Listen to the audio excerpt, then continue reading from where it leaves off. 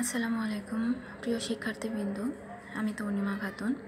আজকে আমি আপনাদের সামনে হাজির হয়েছি এসি মেশিনের একটি টপিকস অর্থাৎ ট্রান্সফরমারের প্যারালাল অপারেশন, যাকে আমরা সিনক্রোনাইজেশনও বলে থাকি, এই সম্পর্কে বিস্তারিত আলোচনা করার জন্য। এর জন্য আমাদের ফার্স্টে জানতে হবে ট্রান্সফরমারের প্যারালাল অপারেশন বা সিনক্রোনাইজেশন বলতে আমরা আসলে কি বুঝি। প্যারালাল অপারেশন অর্থাৎ কোনো একটি ডিভাইস, কোনো একটি যন্ত্র কাজ করছে, এর সাথে যদি আমরা আরও একটি যন্ত্র কাজ করাতে চাই তাহলে সেটাকে বলা হয়ে থাকে প্যারালাল অপারেশন। যদি আমরা ট্রান্সফরমারের প্যারালাল অপারেশনের কথা বলি, তাহলে আমাদের কোনো একটা সিস্টেমে যদি আমাদের একটি ট্রান্সফরমার, সেটা হতে পারে 3 phase or single phase. Suppose আমরা এখানে কনসিডার করছি যে এখানে আমরা একটা 3 ফেজ সিস্টেম নিয়েছি আর ওয়াই এবং বি, যা আমাদের একটি লোডের সাথে কানেক্টেড আছে। এই অবস্থায় আমার এই ট্রান্সফরমারটি যখন পাওয়ার সাপ্লাই করবে, ভোল্টেজ দিবে, তখন লোডের সাথে কানেক্টেড আছে।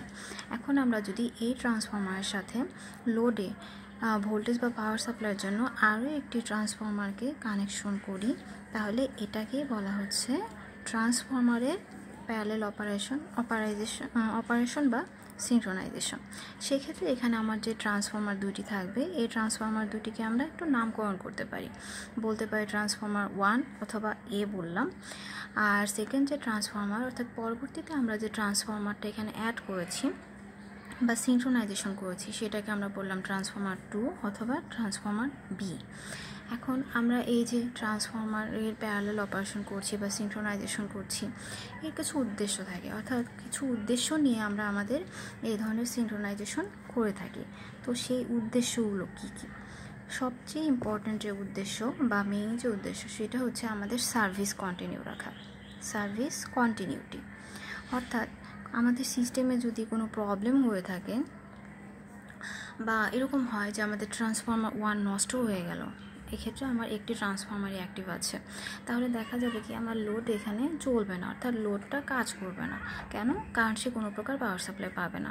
এখন যদি আমার এই ফার্স্ট ট্রান্সফরমার সাথে আরও একটা ট্রান্সফরমার কানেক্টেড থাকে, অর্থাৎ দুটি ট্রান্সফরমার থাকে, তাহলে আমার প্রথম ট্রান্সফরমারটি নষ্ট হয়ে গেলেও দ্বিতীয় ট্রান্সফরমারটি কিন্তু আমার লোডে সাপ্লাই দেবে।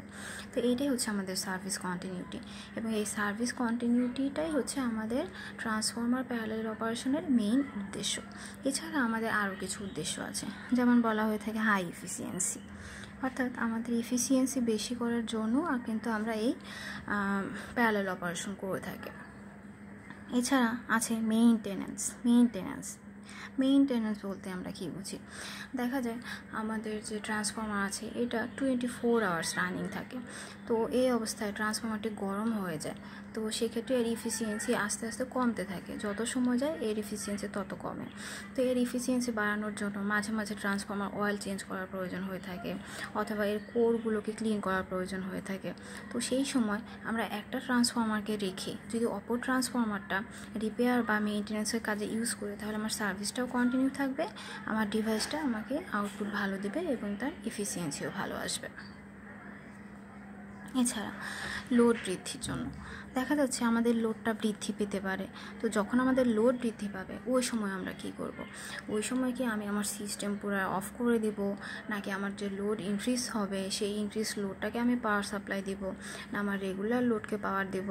তখন আমরা কি করব? তখন কি আমার সিস্টেমটাকে ফুল অফ করে আবার নতুনভাবে ইনস্টল করব? এই একটা ঝামেলা থাকে। তো যাতে আমরা যদি একই সাথে আমাদের এরকম প্যারালাল অপারেশন করা থাকে, তাহলে লোড বৃদ্ধি পেলে আমি সেই সেকেন্ড ট্রান্সফরমার বা প্যারালাল অপারেশনের মাধ্যমে যে ট্রান্সফরমারটা আমরা এখানে রাখছি, তার থেকে আমি পাওয়ার গ্রহণ করে এই বৃদ্ধিকৃত লোডে পাওয়ার সাপ্লাই দিতে পারবো। আর একটা কি লোড শেয়ার। আসলে লোড বৃদ্ধির যে কথাটা আমরা বলছিলাম, এখানে লোড শেয়ারটাও মূলত একই, যে কোনো লোডে যদি আমাদের পাওয়ার বা ভোল্টেজের প্রয়োজন হয়, তাহলে যেন আমাদের ট্রান্সফরমার সেই লোডটা শেয়ার করতে পারে, সেই উদ্দেশ্যটা এখানে থাকে। আরেকটা হচ্ছে সাপ্লাই কন্টিনিউ রাখা। সাপ্লাই কন্টিনিউ অর্থাৎ কোনো কারণবশত যদি আমার কোনো একটা ট্রান্সফরমার নষ্ট হয়ে যায়, তাহলে সেকেন্ড ট্রান্সফরমারটা যেন অ্যাটলিস্ট আমার সার্ভিসটা কন্টিনিউ রাখে, সেই উদ্দেশ্যটা এখানে পূরণ করা হচ্ছে। এছাড়া আরও একটা উদ্দেশ্য থাকে, যেটা হচ্ছে ট্রান্সফরমার রেস্ট অলরেডি আমি বললাম যে আমাদের ট্রান্সফর্মার 24 আওয়ার্স রান করে। তো ট্রান্সফর্মার যত বেশি রান করে এটা তত গরম হয়ে যায়, এটা কুলিং সিস্টেমের প্রয়োজন হয়। আমরা যদিও কুলিং করে থাকি, তারপর যদি ট্রান্সফর্মারকে আপনি রেস্ট দেন, পরবর্তীতে যখন আপনি সেটা ইউজ করবেন সেখান থেকে আপনি ভালো আউটপুট বা এফিসিয়েন্সি পাবেন। এখন আমাদের এই যে সিস্টেমটা, তো যখন আমরা এরকম সিনক্রোনাইজেশন বা প্যারালাল করতে যাই তখন আমাদের কিছু শর্ত থাকে, অর্থাৎ কিছু শর্ত ফুলফিল আপ করতে হয়। সেই শর্তগুলো কী কী?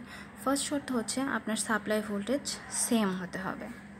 অর্থাৎ আপনি যদি এখানে দুইটি ট্রান্সফর্মারকে প্যারালাল কানেকশন করতে চান, তাহলে দুইটি ট্রান্সফর্মার মধ্যে আপনার সাপ্লাই ভোল্টেজ সেম হতে হবে। কিভাবে? যদি আপনি খেয়াল করেন, ট্রান্সফর্মার 1 এবং ট্রান্সফর্মার 2 একই বাসবার থেকে কানেক্টেড। সো আপনি যে পাওয়ার সাপ্লাই দেবেন সেটা মাস্ট বি দুটি ট্রান্সফর্মারের জন্য সমান হতে হবে। ওকে, আমরা যদি সিঙ্গেল ফেজ ট্রান্সফর্মারের কথা বলি, তাহলে সিঙ্গেল ফেজ ট্রান্সফর্মারের ক্ষেত্রে কানেকশনের জন্য আপনার অবশ্যই পোলারিটি সেম হতে হবে। কী সেম হতে হবে?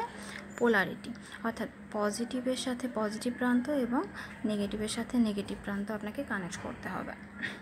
আর যদি আমরা 3 ফেজের কথা বলি, সেক্ষেত্রে আমাদের এখানে ফেজ কানেকশন সেম হতে হবে। অর্থাৎ আর এর সাথে আর, ওয়াই এর সাথে ওয়াই এবং বি এর সাথে বি ফেজ কানেক্ট করতে হবে। এছাড়া 3 ফেজের ক্ষেত্রে আমাদের ফেজ অ্যাঙ্গেলটাও একই হতে হবে, অর্থাৎ 3 জনের ফেজ অ্যাঙ্গেল আপনার সমান হতে হবে, ব্যালেন্স সিস্টেম থাকতে হবে। এছাড়া এখানে আমাদের এক্স বাই আর যে ভ্যালুটা আছে, অর্থাৎ রিঅ্যাকটেন্স বাই রেজিস্ট্যান্সের যে ভ্যালু আছে সেটাও আমাদের সেম হতে হবে। আরেকটা ভ্যালু আছে যেটা হচ্ছে ট্রান্সফরমেশন রেশিও, সেই ট্রান্সফরমেশন রেশিওটাও আপনার সেম হতে হবে।